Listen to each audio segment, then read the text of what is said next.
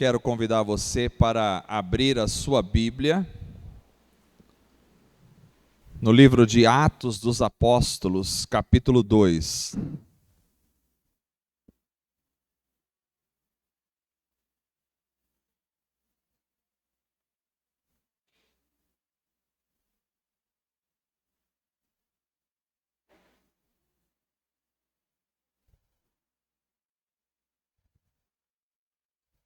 Atos dos Apóstolos, capítulo 2. Nós vamos ler os versos de número 42 até o verso de número 47.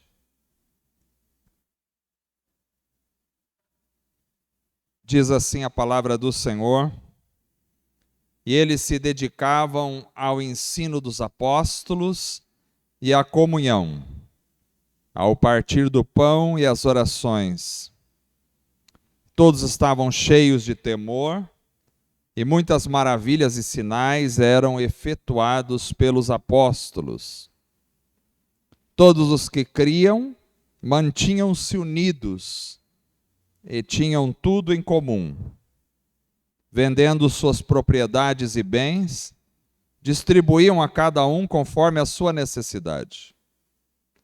Todos os dias continuavam a reunir-se no pátio do templo, partiam o pão em suas casas e juntos participavam das refeições com alegria e sinceridade de coração, louvando a Deus e tendo a simpatia de todo o povo.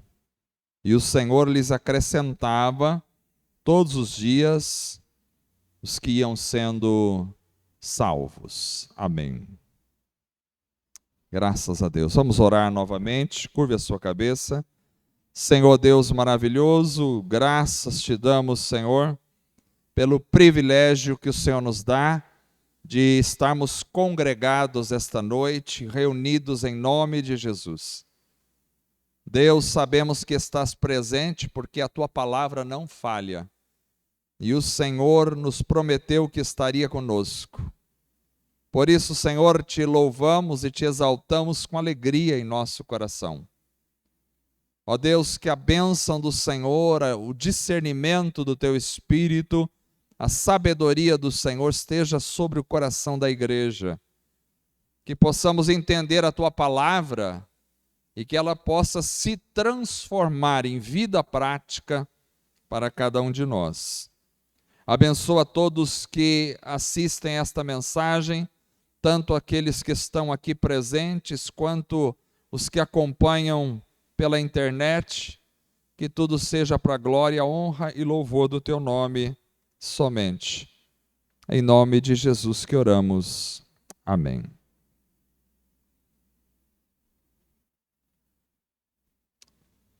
Bom, prezados irmãos, eu quero continuar então a série que eu estou fazendo, e esta é a penúltima mensagem. Se Deus permitir, domingo que vem a gente encerra esta série, que foi denominada A Essência da Vida Cristã. Já falamos sobre a oração como parte da essência da vida cristã, falamos sobre a santidade, falamos sobre a prática da palavra, e domingo passado falamos sobre a necessidade do apego ao eterno e do desvencilhamento do natural.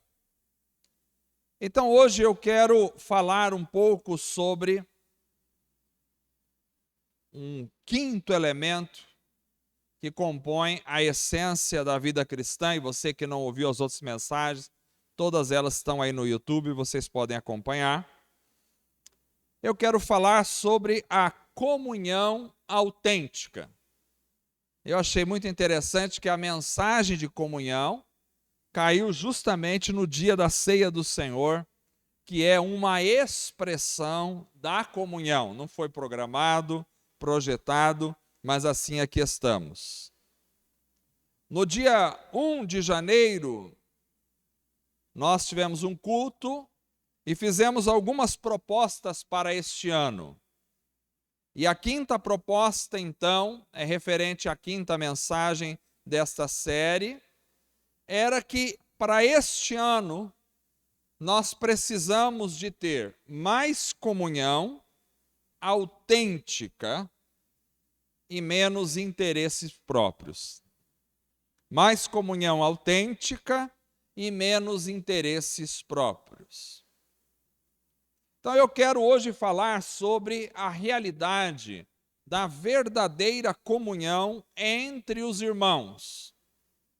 Isso faz parte, sem dúvida, da essência da vida cristã.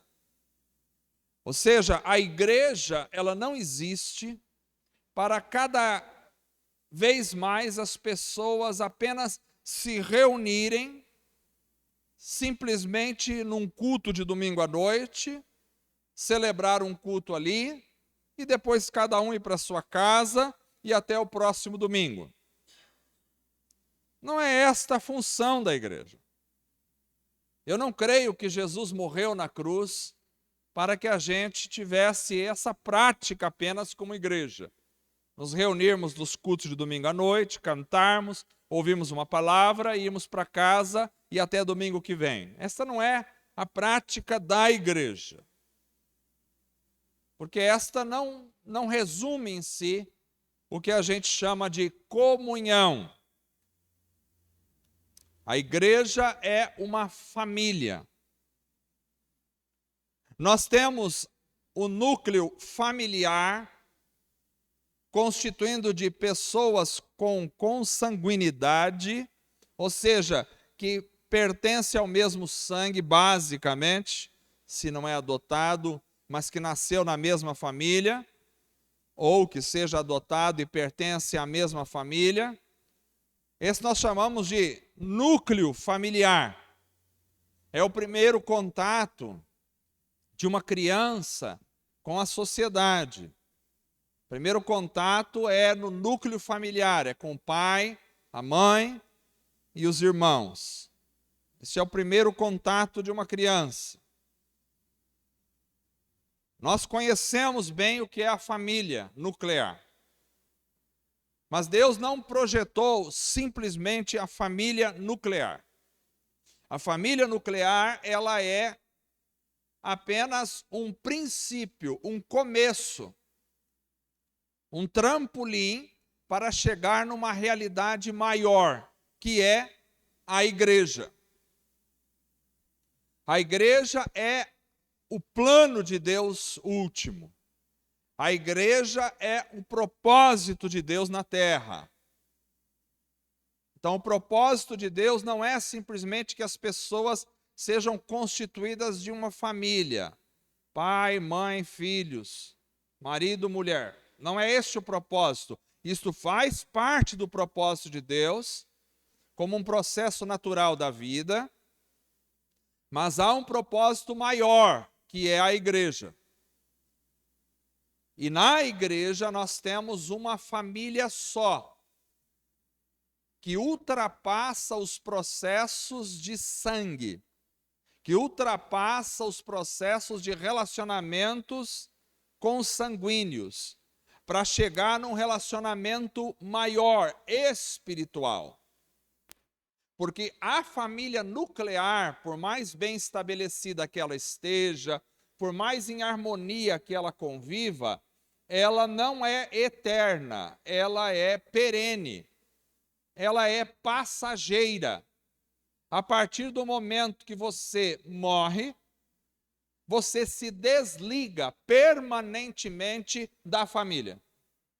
Eu sei que é difícil para as pessoas a gente observar esse tipo de coisa, falar, meu Deus, eu estava dando aula num seminário há muitos anos atrás, lá no Paraná, e aí um aluno me interrompeu, depois ele disse, eu estou noivo, e ele estava com a cara de um noivo absolutamente apaixonado por sua noiva, e ele diz, eu amo tanto a minha noiva, tanto, que eu não consigo imaginar como é que eu vou viver no céu sem um relacionamento com ela de marido, mulher, como é que, parece que não vai ter graça lá no céu estarmos lá, né? E naquela hora, assim, no meio dos alunos todos, Deus me deu uma luz, uma sabedoria para falar com aquele menino. E eu disse: você está falando de uma família aqui, mas que é passageira. Nós estamos falando de uma relação familiar que é muito mais perfeita, porque não haverá os problemas familiares terrenos, que é muito mais íntima, porque as pessoas não terão as suas proteções uns contra os outros, que será muito mais profunda, porque será ligada espiritualmente e que viverá numa harmonia muito mais perfeita do que qualquer outra harmonia aqui na Terra. Então, a família nuclear, ela dura 80, 90, no máximo 100 anos na vida de uma pessoa. Depois esse laço se rompe, a pessoa parte daqui e não tem mais o laço familiar. Agora imaginem vocês 100 anos perto de 1 milhão de anos. 100 anos perto de 1 trilhão de anos. 100 anos perto de 100 milhões de trilhões de anos. Essa é o tempo da família eterna. A família nuclear fica nesses 100 anos. Isso não desmerece a família nuclear, isso não diz que nós não devemos amar a família nuclear, não diz que ela não tem importância, não é disso que eu estou falando, mas estou falando de uma realidade maior e mais profunda, que é a igreja. Então a igreja, ela precisa viver a comunhão. Vamos começar aqui essa noite pela definição dos termos. O que significa a palavra comunhão? Talvez você já tenha ouvido várias vezes falar a palavra comunhão. Ela está ali naquele banner nosso ali, na visão ministerial, que é o segundo elemento, ensino, comunhão. A gente fala de comunhão toda hora, a gente canta a comunhão toda hora. Mas o que significa a palavra comunhão? Comunhão é uma palavra que vem da língua grega, lá do Novo Testamento, é a palavra koinonia. O que significa koinonia? Significa literalmente parceria. Significa ajuda contributiva. Significa participação. Comunhão é participação, um na vida do outro. Significa partilha, partilhar. É a comunhão espiritual, comunhão no espírito. Assim, comunhão é compartilhar o que alguém tem com o outro. Comunhão é participar das realidades essenciais da vida do outro. Comunhão é ter contato, é ter companheirismo, é ter intimidade. Então a palavra comunhão, ela é utilizada para a vida que acontece tanto no plano do irmão para com o irmão, e aí eu falo a comunhão da igreja, a comunhão entre os irmãos, como também ela é utilizada para o plano da vida da pessoa para com Deus, comunhão com Deus. Então nós temos comunhão com Deus e nós temos comunhão uns com os outros. Algumas pessoas podem ter a percepção ou a ideia de que ter comunhão com o Senhor já basta, que ele não precisa de comunhão com os irmãos. Mas, na verdade, a comunhão com o Senhor só vai ser estabelecida a partir do momento que haja uma expressão da comunhão também com os irmãos. E a verdadeira comunhão com os irmãos só vai acontecer se na nossa vida também tiver uma comunhão com o Senhor. Ou seja, uma está intimamente ligada à outra. Na primeira carta de João, capítulo 1, verso 6, e verso 7, nós vamos ver esta relação bem clara. João diz assim: se afirmarmos que temos comunhão com Ele, mas andarmos nas trevas, mentimos e não praticamos a verdade. E ele vai agora contrapor a ideia de andar nas trevas a andar na luz. E vai dizer o que é esse andar nas trevas e o que é esse andar na luz. No verso seguinte ele diz: se porém andarmos na luz, como ele está na luz, temos comunhão uns com os outros. E o sangue de Jesus, seu Filho, nos purifica de todo o pecado. Então aqui, andar na luz é ter comunhão uns com os outros, e andar na luz é poder ter comunhão com Deus. Andar nas trevas é não ter comunhão uns com os outros.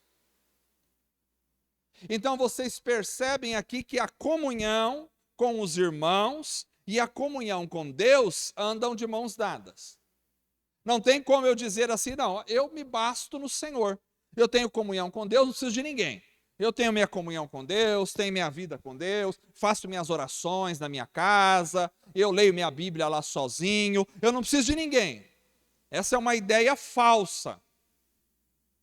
Porque a verdadeira comunhão com Deus exige, se andarmos na luz, como Ele na luz está, temos comunhão uns com os outros, e o sangue do seu Filho nos purifica de todo pecado.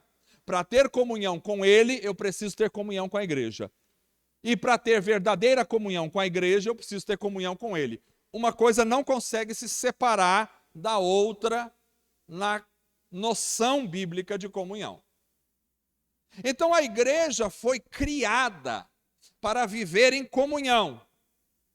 Aliás, é isto que nós expressaremos no céu, onde vamos viver eternamente, por trilhões de bilhões de trilhões de bilhões de anos, e nunca vai acabar a nossa vida no céu. É uma eterna expressão da comunhão. Agora, ninguém pode pensar que vai morrer aqui, isolado, sozinho, sem ter comunhão com ninguém, e vai acordar do outro lado da vida com uma comunhão perfeita com todo mundo. Não existe isso. Às vezes as pessoas pensam que a morte tem esse poder do abracadabra, o poder mágico, um pozinho mágico, que transforma uma bruxa em uma princesa. Então a pessoa morre uma bruxa, mas acorda do outro lado da vida uma princesa maravilhosa. Não é assim. Eu não posso morrer no isolamento, sem comunhão com os irmãos, e vou acordar no outro lado da vida, numa comunhão perfeita, numa alegria. Eu não posso morrer aqui pensando, não me interessa ninguém, eu quero viver sozinho a minha vida mesmo, sem priorizar, sem valorizar a comunhão, e eu vou acordar no outro lado para viver eternamente com uma alegria e com um desejo profundo na minha alma de ter comunhão com as pessoas. Isso não vai acontecer.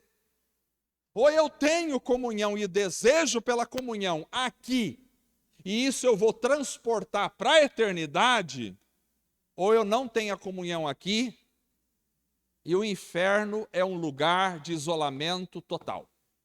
Se alguém não tem prazer na comunhão, o inferno é o lugar dele, porque o inferno é um lugar onde as pessoas não vão conseguir estabelecer o mínimo que seja de comunhão.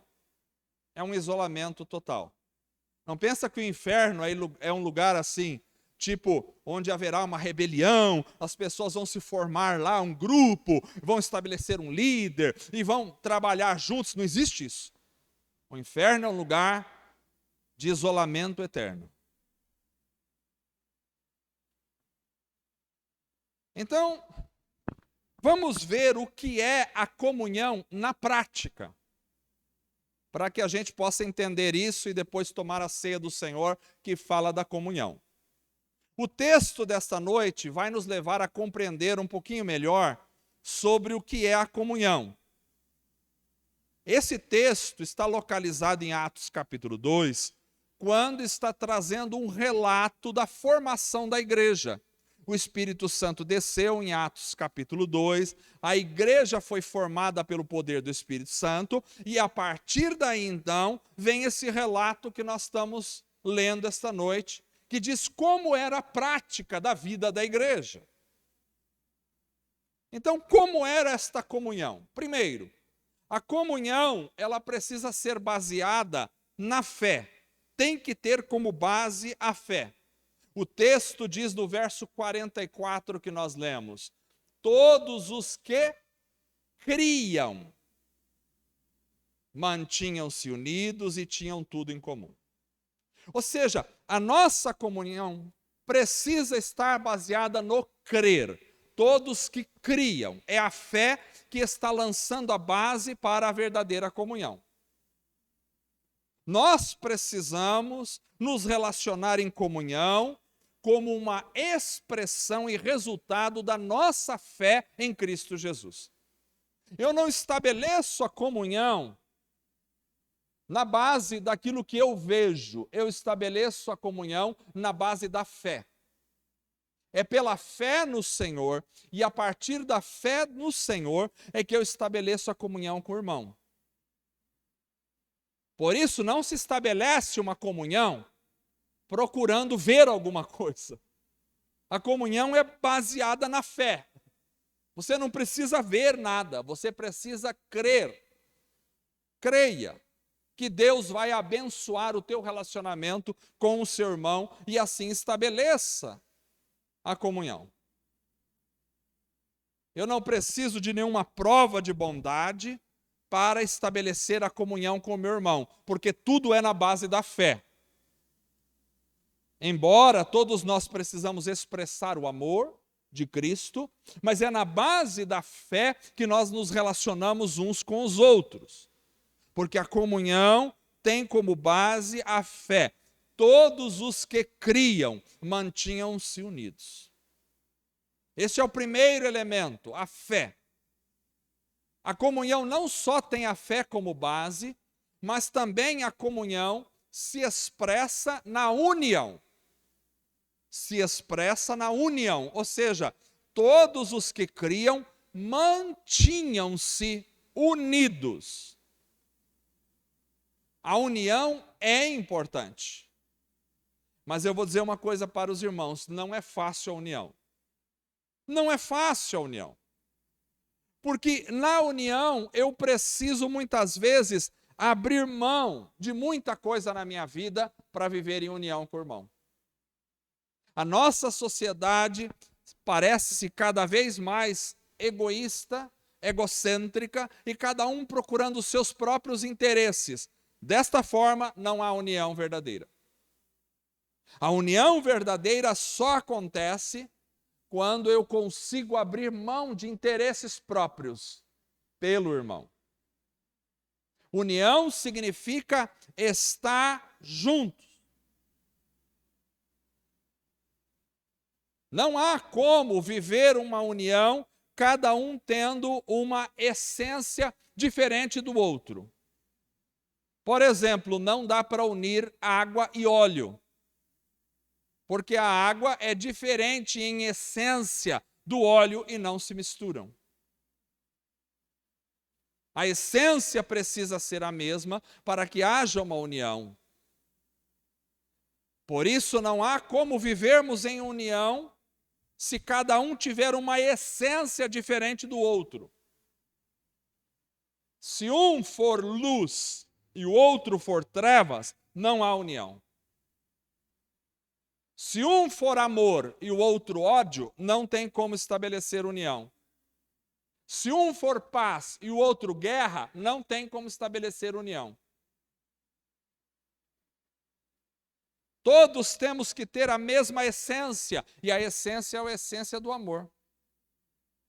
Isso não significa que a gente concorda em tudo. A gente pode discordar em algumas coisas. Eu tenho uma opinião, você tem outra a respeito de várias coisas da vida, mas na essência precisamos ser os mesmos.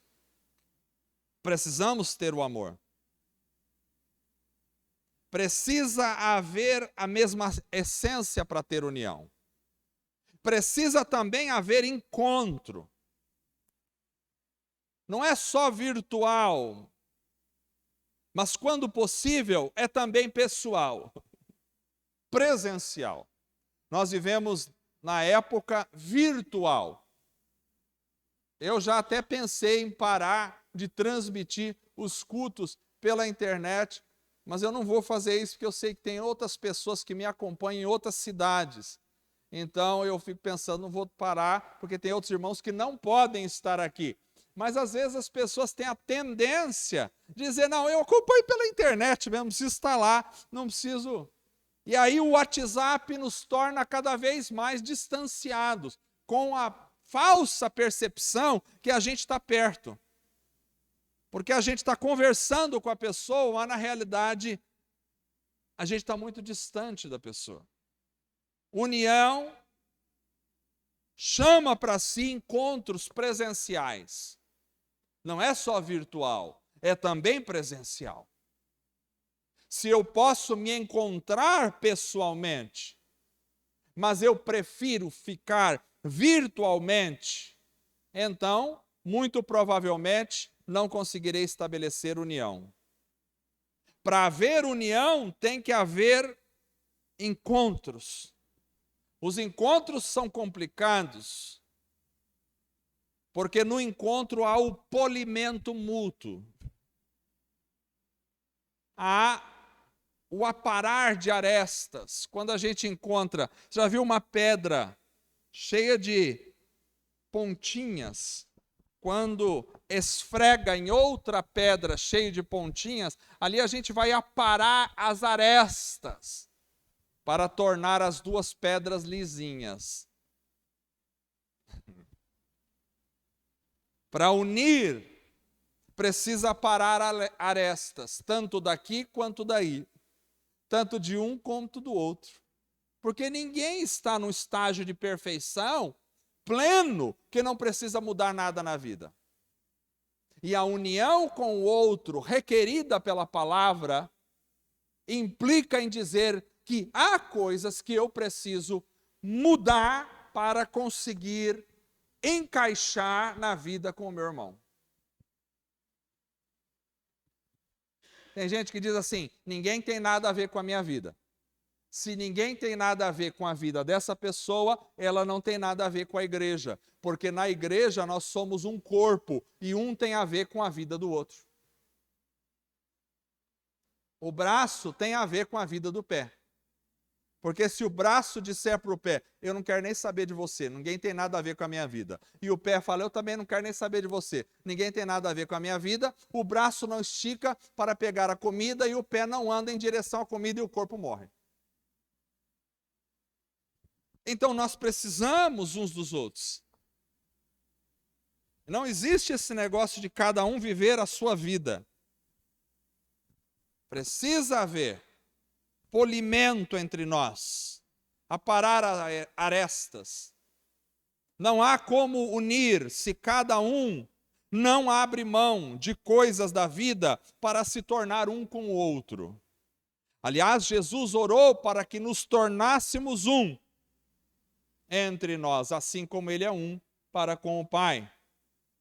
Então, unir-se com o outro é deixar a identidade individual de lado para construir uma nova identidade comunitária. A igreja é uma identidade única. É um só corpo com uma só cabeça que é Cristo.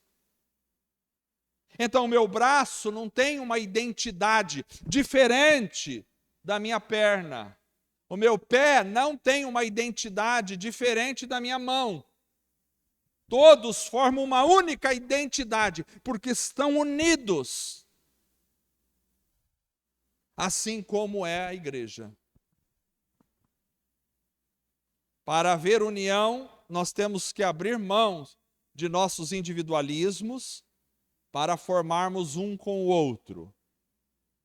A essência precisa mudar. Porque unir é deixar de ser sozinho para ser acompanhado. Uma grande parte dos casamentos que fracassa porque as pessoas veem de vidas individuais e querem manter continuamente o individualismo no casamento. E casamento é você deixar de ser um para ser dois em um.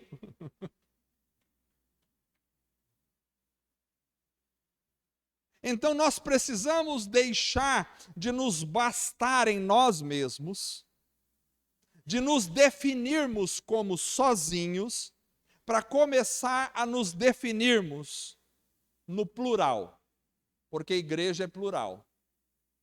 Não há como ir para o céu se não tivermos esta noção de pluralidade unida. Nós vivemos num sistema no mundo que prioriza o individualismo e cada vez mais as pessoas se isolam em seus mundos.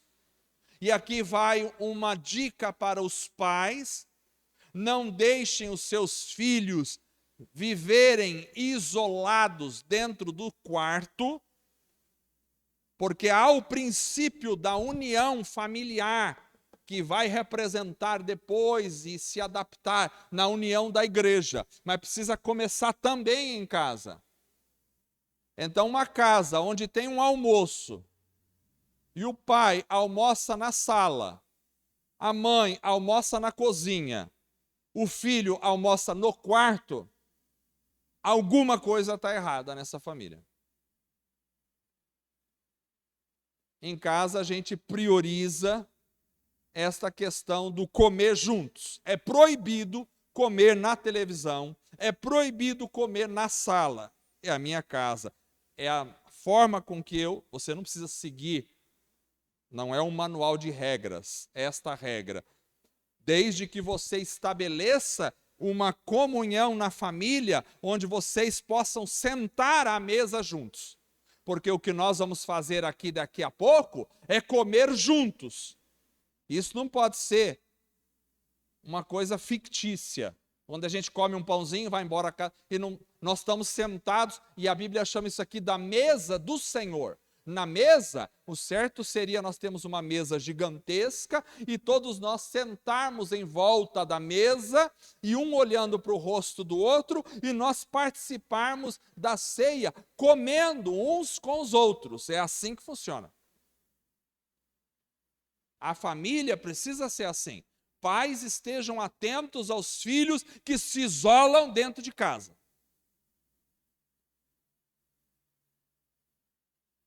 Então, nós vivemos neste individualismo aí fora. O isolamento, ele impede a comunhão. Agora, não é só se unir à sua esposa, ao seu marido e aos seus filhos, aos seus parentes. Porque esse tipo de união, até os ateus possuem. Nós estamos falando aqui de uma união que pode começar e deve começar em casa, mas ela tem que extrapolar as questões do lar, porque a igreja precisa de união profunda entre os irmãos, união de alma, de espírito, vínculo pelo Espírito Santo que nos une de forma profunda entre nós, que nada pode nos separar. A união é importante. Mas a comunhão vai mais além do que a união. Comunhão tem a ver com ter tudo em comum. Porque o texto que nós lemos diz: todos os que criam mantinham-se unidos e tinham tudo em comum. Tinham tudo em comum. Comunhão tem a ver com ter tudo em comum. Às vezes as pessoas até têm 10% de coisas em comum com o outro e acham que já tem comunhão. Aqui diz que eles tinham tudo em comum. Por exemplo, não é ter o mesmo lugar de reunião em comum. É preciso ir mais além do que isso. Não é ter os mesmos líderes da igreja em comum. É preciso ir mais além do que isso. Não é ter a mesma Bíblia em comum, é preciso ir além disso. Não é ter a mesma ceia em comum, é preciso ir além disso. O que precisa estar em comum entre nós? Tudo o que constitui a igreja. Precisamos ter o mesmo Deus, e o irmão que me antecedeu falou do Deus amor e santidade. Então precisamos ter o mesmo Deus revelado na palavra, o Deus que é amor e que ao mesmo tempo é justiça. O Deus que é bondade, mas que também é santidade. As pessoas às vezes têm uma ideia de Deus, não, meu Deus é o Deus do amor. E o seu não, o seu Deus é o Deus da justiça. O mesmo Deus de amor é o mesmo Deus da justiça. Precisamos ter o mesmo, não só o mesmo Deus, como o mesmo objetivo. Qual o objetivo? Se você vai se formar em direito, eu tenho que me formar. Não, não é nisso. Qual é o mesmo objetivo? Sermos cheios do Espírito de Deus. Para termos comunhão, nós precisamos estar no mesmo foco. Precisamos todos nós querer ser cheios do Espírito de Deus. Não adianta um irmão estar buscando ser cheio do Espírito Santo e o outro irmão está buscando ser cheio de dinheiro. Não é assim que funciona. Precisamos ter o mesmo foco. Todos queremos ser cheios do Espírito Santo. Precisamos ter o mesmo foco para ter comunhão. Todos queremos ganhar almas para o reino de Deus. Não é um irmão querendo ganhar almas, o outro querendo botar almas para fora da igreja. Não é assim. Nós temos que ter o mesmo foco. Precisamos todos nós querer crescer e ter maturidade e buscar a Deus. Precisamos todos nós ter o objetivo de nos encontrar com o Senhor na glória, esperar Jesus vir buscar a sua igreja. Precisamos ter esse objetivo. Precisamos ter o mesmo anseio, todos nós, de ver bem o outro. Precisamos ter a mesma atitude para com a satisfação das necessidades de um para com o outro. Precisamos todos nós desejar a restauração do outro, a edificação do outro. Precisamos agir em função de edificar o outro. Precisamos orar uns pelos outros. Vocês têm orado uns pelos outros? Mencionar os irmãos na oração. Quando você for orar, lembre dos nomes dos irmãos, cite na oração. Senhor, eu quero orar por este irmão aqui. Fortalece ele, abençoe o casamento dele, ajude a vida dele, que ele cresça espiritualmente, que ele amadureça, que ele seja cheio do Espírito Santo, preparado para a vinda do Senhor Jesus. Cite os irmãos na oração, ore uns pelos outros. Comunhão tem a ver com essas coisas.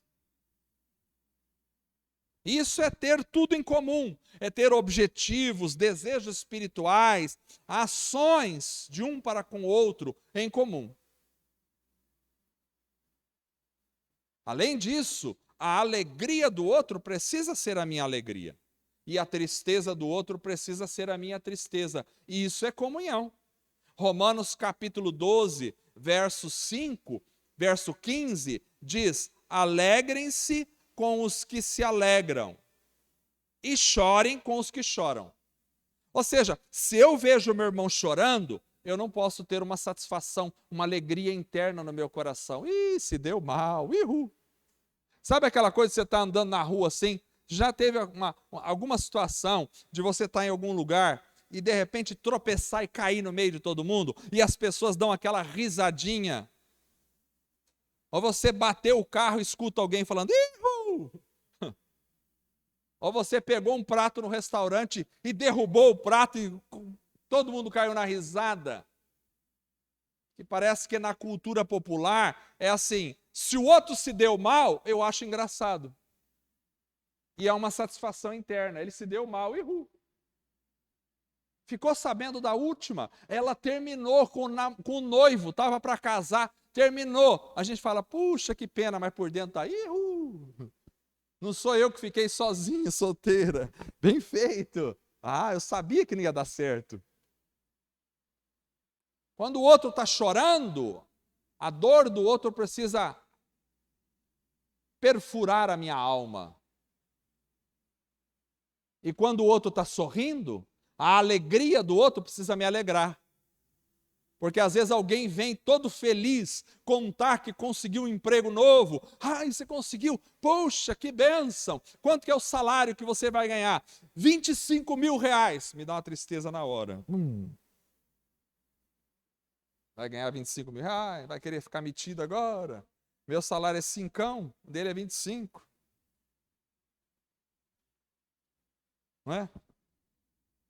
Começou a namorar. Quem que ela começou a namorar? Fulano de tal. Pronto, me deu tristeza na hora. Porque é o bam da beleza. A alegria do outro tem que ser a minha alegria. Comprei um carro novo. Glória a Deus. Que bênção. Aproveito para dar carona para os irmãos. Quebrou o meu carro. Pega Uber agora. Não é assim. A alegria do outro tem que ser a minha alegria. E o choro do outro tem que ser o meu choro. Isso é comunhão. Então, para manter a comunhão, nós falamos sobre a base da fé, sobre a expressão da união, sobre ter tudo em comum. Está acabando. Manter a comunhão. Comunhão tem a ver com atendimento das necessidades alheias. E aqui vai pegar mais. Atender às necessidades dos outros. O texto que nós lemos diz no verso 45, vendendo as suas propriedades e bens, distribuíam a cada um conforme a sua necessidade. Bom, é fácil alguém falar isso quando ele não tem nada. Difícil é falar quando você tem alguma coisa para vender. Vender o quê? Não tenho nada. Isso mesmo, vendam o que tem. E você vai vender o quê? Eu não tenho nada para vender. Tenho o meu cachorro lá, quiser levar de graça. Veja bem, isso é muito importante. Eu não digo aqui que nós precisamos fazer literalmente o que aconteceu na igreja de Atos, onde eles literalmente venderam as suas propriedades, porque havia fome no local. Porque eles estavam debaixo de uma opressão econômica violenta. Eu não estou dizendo que nós precisamos fazer literalmente o que aconteceu na igreja de Atos, mas preste atenção, o princípio não pode deixar de estar presente. Qual é o princípio? Eles vendiam as suas propriedades. Por quê? Porque viam a necessidade do próximo e buscavam suprir a necessidade do outro. O princípio de suprir a necessidade do irmão tem que estar presente na prática da vida da igreja. Irmãos, nós vivemos num mundo tão egoísta e tão mesquinho que até os crentes procuram brechas para não viver a palavra nesse aspecto. Até os crentes. Por exemplo, eu já vi gente pregando, não aqui, mas eu já vi gente pregando que a igreja primitiva errou ao fazer isto, porque depois que eles venderam as propriedades, distribuíram, tem lá, por exemplo, em Romanos capítulo 15, verso 26, você vai ver Paulo falando que a Macedônia e a Acaia contribuíram para os pobres de Jerusalém. Você vai ver Paulo levantando ofertas para os pobres de Jerusalém. E aí a lógica desses pregadores é de que a igreja primitiva errou em vender as propriedades e distribuir com os irmãos que tinham necessidade. Por quê? Porque depois gerou fome e todos passaram fome e precisou então de levantar-se oferta para eles. Ora, isso é um absurdo. Essa interpretação é esdrúxula. Esse pensamento surge na realidade porque as pessoas não querem, no fundo, ajudar uns aos outros materialmente, e aí eles citam as dificuldades que aconteceram em Jerusalém. Mas na realidade, preste atenção, a necessidade em Jerusalém já existia antes que os irmãos vendessem as suas propriedades. Então a necessidade ali não foi gerada pela venda das propriedades, porque era justamente a necessidade que motivou a venda das propriedades. Então não surgiu necessidade de levantar a oferta porque os irmãos venderam tudo e ficaram sem nada. Porque eles venderam tudo e ficaram sem aquilo que tinham, porque já havia necessidade. E eles viram essa necessidade de compartilhar. Por outro lado, nós precisamos entender que após essa época de venderem as propriedades e distribuir, a igreja continuou crescendo. E com o crescimento da igreja, cresce com certeza as necessidades. Porque vem mais gente carente para a igreja. Além do mais, Jerusalém, naquela época, passava por uma instabilidade civil causada pela rebelião e violência por causa dos nacionalistas judeus que queriam se livrar de Roma. Então os romanos começaram a criar dificuldades para os judeus e os cristãos ainda não eram identificados como um grupo separado dos judeus. Então, os romanos criaram também dificuldades para a vida dos cristãos. Isso gerou problemas financeiros. Além do mais, Herodes, o Grande, se empenhou em perseguir os cristãos em meados dos anos 40, depois de Cristo. E a Judéia estava então sendo nessa época assolada por uma fome generalizada. Por isso, houve necessidades na igreja de Jerusalém, porque havia fome por todos os lugares. E o Herodes, então, começou a perseguir os crentes. E no caso desses crentes, eles começaram a até mesmo arrancar aquilo que os crentes tinham. E isso vai gerar o que Paulo chama de sofrimentos, tribulações e até o saque dos bens dos cristãos.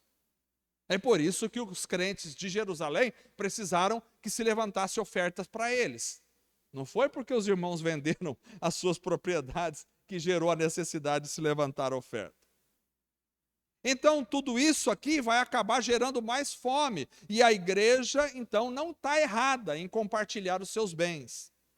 Aliás, Tiago, capítulo 2, verso 15 e verso 16, vai dizer: se um irmão ou irmã estiver necessitando de roupas e do alimento de cada dia, e um de vocês lhe disser: vá em paz, aquece-se, alimente-se, até satisfazer-se, sem porém lhe dar nada, de que adianta isso?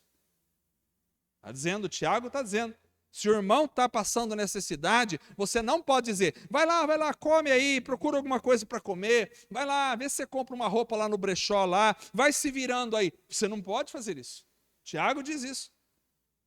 Além disso, na primeira carta de João, capítulo 3, verso 17 e verso 18, diz: se alguém tiver recursos materiais e vendo seu irmão em necessidade, não se compadecer dele, como pode permanecer nele o amor de Deus? É uma pergunta. O irmão tem condição financeira, vê o outro passando dificuldade, não faz nada, como é que o amor de Deus está nele? Não está. E o João continua dizendo: filhinhos, não amemos de palavras nem de boca, mas em ação e em verdade. É Bíblia, é a palavra do Senhor. Não temos que amar uns aos outros só de boca. Eu te amo, meu irmão. O irmão está com a roupa tudo rasgada, está arrebentado, está sem comer, está fazendo uma refeição por dia, ainda olha lá, está com os filhos com problema de saúde. Eu digo: te amo, meu irmão, vai para casa, fica em paz, e a minha vida vai bem, de vento em polpa. O partilhar com os que precisam tem a ver com a comunhão autêntica, tem a ver. E é um absurdo que um irmão veja o outro passando dificuldade e comece a arrumar justificativas ainda do tipo: ah, ele está em dificuldade porque deve estar em pecado. Por isso que ele está em dificuldade. A mão de Deus está pesando sobre ele. É juízo de Deus isso aí. Deixa ele passar dificuldade lá. É juízo de Deus.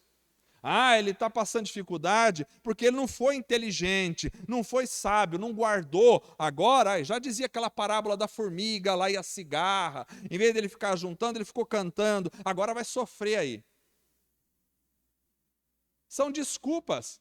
Às vezes a gente usa desculpas assim, tem muita gente passando fome no mundo. Se eu for ajudar todo mundo, então essa é uma desculpa para não ajudar ninguém. Não, eu tenho que ajudar primeiro a minha família. É verdade, você tem que ajudar a tua família, mas não é só a tua família. Porque o ateu também ajuda a própria família. O cristão é diferente. Então nós precisamos aprender a partilhar. Comunhão é partilhar principalmente com os irmãos. Nós vemos em Gálatas capítulo 6, verso 2, portanto, enquanto temos oportunidade, façamos o bem a todos, especialmente aos da família da fé, que é a igreja. Então você tem que ajudar pessoas lá fora, mas especialmente a igreja. Não, eu já ajudo lá não sei aonde, o asilo não sei o quê e tal, e a igreja passando fome. Especialmente a igreja. Está dizendo aqui o texto bíblico. Comunhão tem a ver com partilha entre os irmãos, para ajudar a estender a mão.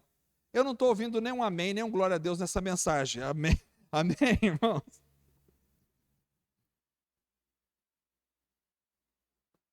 Último lugar. Comunhão tem a ver com a reunião da igreja.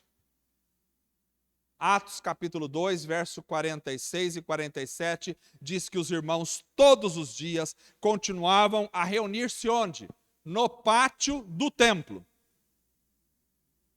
Aí depois diz, partiam o pão em suas casas e juntos participavam das refeições com alegria e sinceridade de coração, louvando a Deus e tendo a simpatia de todo o povo, e o Senhor lhes acrescentava todos os dias os que iam sendo salvos. Então a reunião da igreja acontece sempre no texto. Todos os dias, eles não iam só no culto do domingo, não. Eles se reuniam todos os dias no pátio do templo. Todos os dias continuavam a reunir-se no pátio do templo. Ora, nós não temos mais templo naquela configuração lá. Mas nós temos locais de reunião da igreja. Aqueles que se tornaram os chamados sem igreja, que diz, eu não preciso ir na reunião da igreja. Eu sou a igreja, você não é a igreja. Você é parte da igreja. Você é parte da igreja. Aqueles que são chamados dos sem igreja, preferem ficar em casa. Às vezes isso acontece porque eles não querem se submeter a uma liderança. Às vezes isso acontece porque eles não querem se relacionar com os irmãos mais fracos. Às vezes isso acontece porque eles se acham mais espirituais que outros. Às vezes porque eles tiveram alguma decepção com alguma pessoa, com algum líder, não querem mais estar na reunião. Às vezes porque eles não entenderam o que significa a igreja e acham que estando em casa já está na igreja. Não está.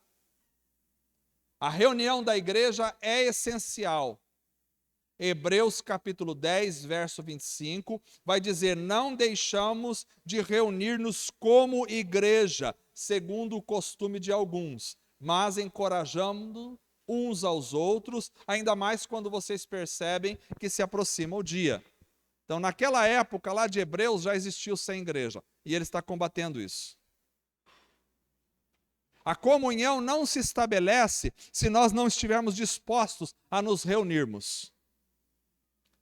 Por internet é uma bênção, você escuta a mensagem aí, essa mensagem é para divulgar para outros que não tiveram a oportunidade de estar aqui. Mas um irmão que pode estar aqui e fica em casa, está errado.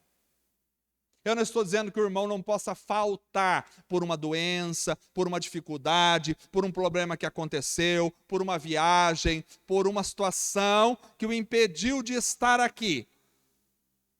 Tudo bem se isso aconteceu. Mas o irmão que pode estar e falar, eu vou ficar por aqui mesmo, e não vem, não está certo. Porque nós precisamos de nos reunir como igreja. Eles se reuniam no pátio do templo e depois eles partiam o pão em suas casas. Então é claro que a reunião da igreja pode acontecer também numa casa, quando há um número reduzido de irmãos, que não vai caber todos os irmãos numa casa aqui. Então pode acontecer também numa casa, mas quando há uma reunião maior, e eu não participo, eu deveria me perguntar por que não estou participando. Por outro lado, é claro que Paulo faz uma diferença muito nítida entre casa e igreja. Porque quem fica em casa não está na igreja. Não está na reunião da igreja. Paulo faz essa diferença. Em 1 Coríntios capítulo 11, verso 34, Paulo fala na ceia, ele diz assim, quem tem fome, coma em casa, não aqui na reunião da igreja. Casa é diferente de reunião da igreja. Em 1 Coríntios 14, 35, Paulo vai dizer para as mulheres naquela cultura que elas deveriam fazer perguntas aos seus maridos em casa, porque era vergonhoso uma mulher falar na igreja. Então, casa é diferente de igreja. Família em casa é uma coisa, que é a extensão da igreja. Mas a reunião da igreja é outra coisa e precisa ser frequentado. Então, comunhão só existe quando também há presença na reunião da igreja. Porque aqui é o lugar de expressar a comunhão. De estar junto, de eu ver o meu irmão, de eu falar com o meu irmão, de eu tocar no meu irmão, de eu orar com o meu irmão. Aqui é o lugar onde nós estamos juntos, reunidos, e a palavra de Deus acontece. E a ação do Espírito Santo acontece na reunião da igreja. Eu nunca vi crente cheio do Espírito Santo que não frequenta a reunião da igreja. Ah, mas lá na China, no Japão, na Indonésia, os crentes... Olha, lá na China, no Japão, na Indonésia, as reuniões da igreja acontecem escondidas, mas acontecem. Não justifica um crente ficar sem se reunir, nem na onde há perseguição.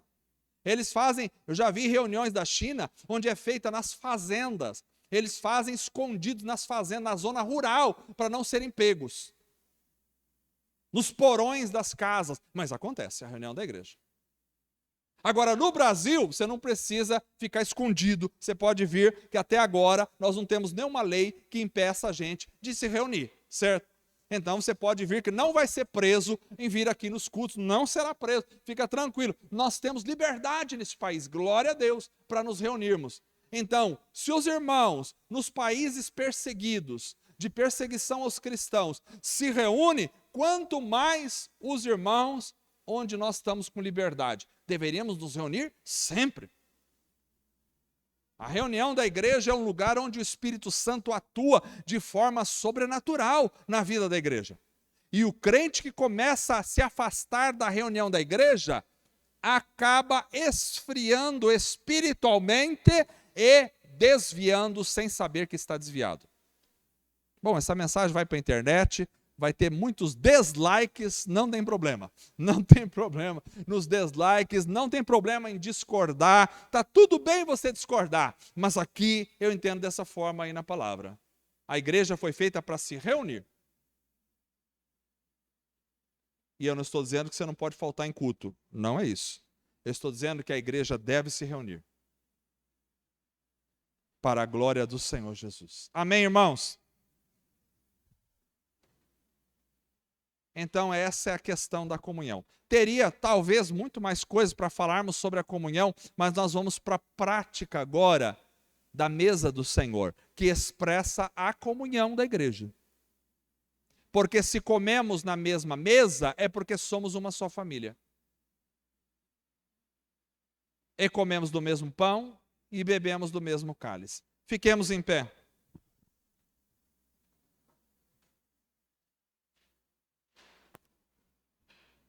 O que nós aprendemos esta noite é que manter a comunhão é fundamental. E para manter a comunhão eu tenho que ter como base a fé, tenho que ter como base a expressão da união. Ter comunhão é ter tudo em comum, é atender às necessidades uns dos outros e é reunir-se como igreja.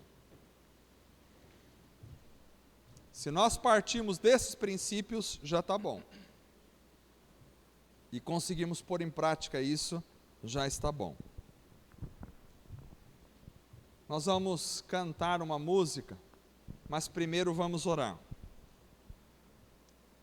Senhor Deus amado, nós te agradecemos por estarmos juntos mais uma vez, reunidos em nome de Cristo Jesus, o nosso Salvador.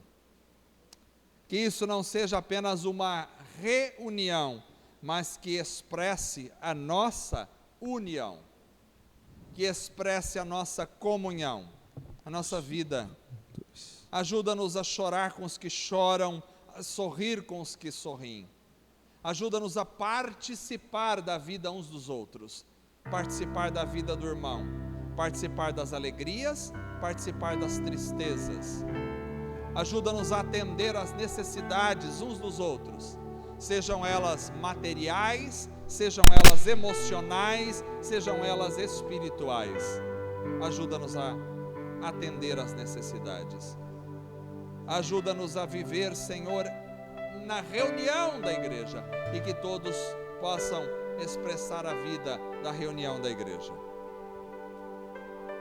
Livra-nos, ó Deus, de nos tornarmos cristãos frios, gelados, chamados sem igreja, que não frequentam reuniões, que não estão com os irmãos. Seja quem for que estiver nessa situação, que o Senhor possa transformar e mudar esta vida para a glória do Senhor. E aqueles que se reúnem, não seja só, ó Deus, uma reunião de presença física, porque isso não diferencia nada dos que não se reúnem, mas que seja uma reunião de alma, de espírito, debaixo da unção do Senhor, em nome de Jesus. Amém. Vamos cantar uma